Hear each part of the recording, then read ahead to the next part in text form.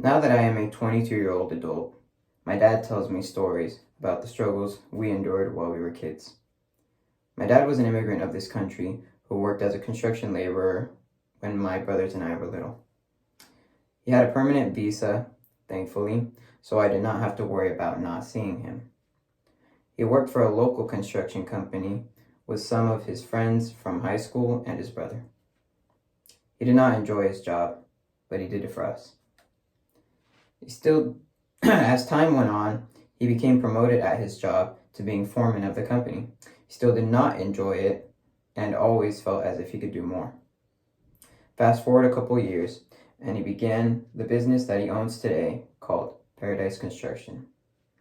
With this business, he gained the time to earn his citizenship, spend time with us, and hire many employees to run the business. My dad was able to provide for us and his own immediate family while providing jobs to those around him. My name is Gutierrez, and this is why I believe that the American immigration policy should have a radical change.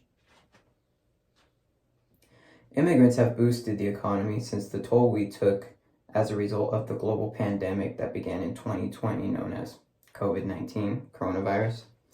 During the pandemic, many people were forced to resign, laid off, or unable to continue working for personal matters.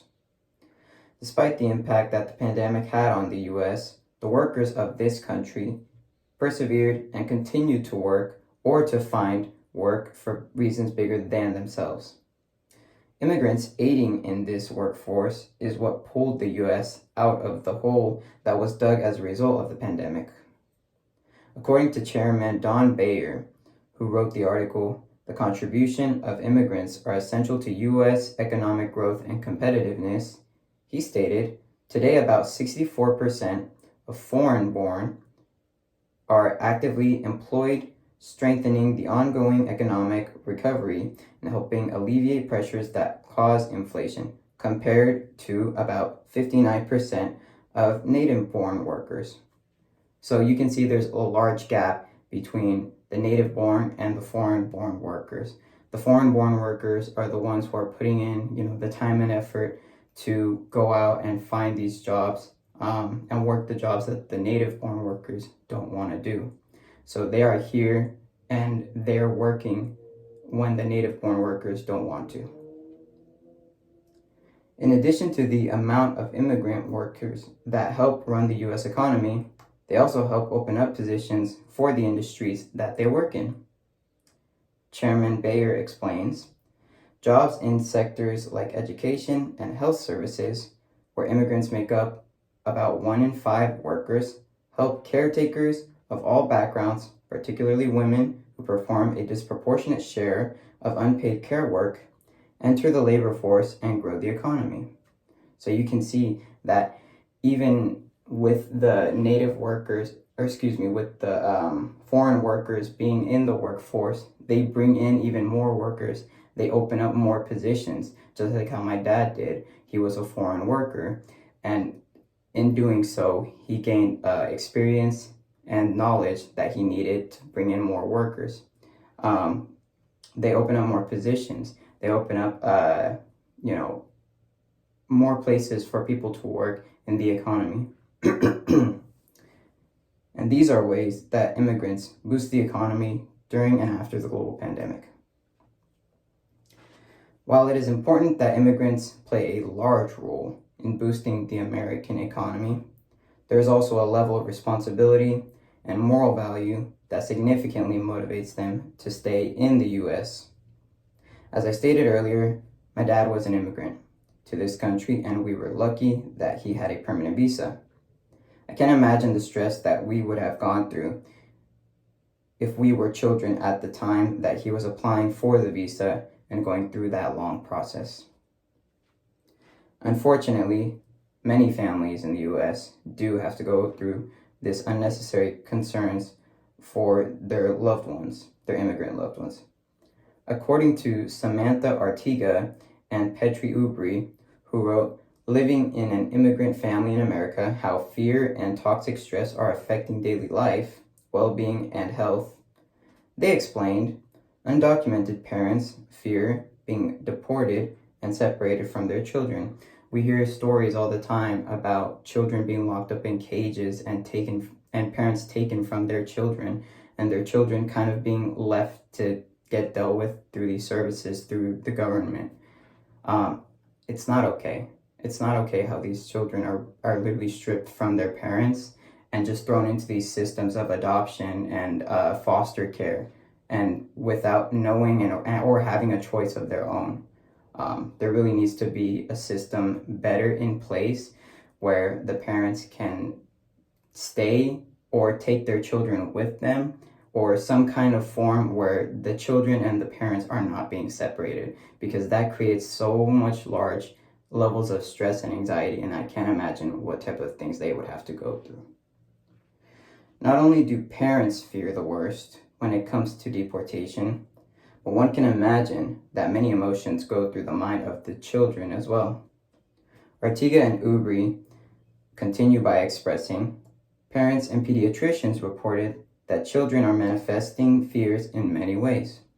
They describe behavioral changes such as problems sleeping and eating, psychosomatic symptoms such as headaches and stomach aches, and mental health issues such as depression and anxiety. Like I said, I can't imagine what these children are going through. I mean, the parents as it is are going through so much with going through this process of getting deported and being locked up and taken away from these children. Now, can you only imagine the children who are being thrown into these random homes with these people that they've never met? Maybe some of them not even speaking English.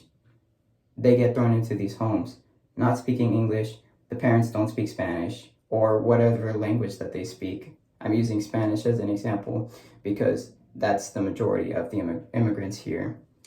But we can only imagine the type of suffering and pain that these children and parents have to go through. So it's causing behavioral and physical problems with these children. So that's not okay. There really needs to be a system in place where the children and parents can't stay together, no matter what the outcome is, no matter if the parents have to go with them, no matter if the parents have to stay a little bit longer and go through some type of paperwork process or interviewing process or monitoring process where they have to be watched by the government and make sure that they are not here for the wrong purposes, make sure that they're here for the good ones, only that they're here to only boost the economy, that they're here only for better lives for their children and for themselves.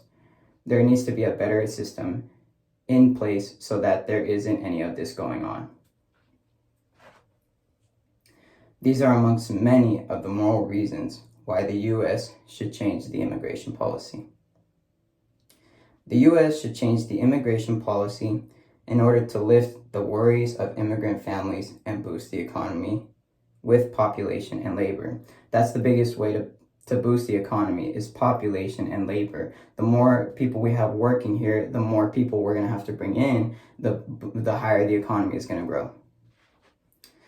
There's no good reason why immigrants that help America and their families should have to return to somewhere that they felt did not do them any good. Like I said, there's certain people who are going through certain things back home. There's a reason why they come here.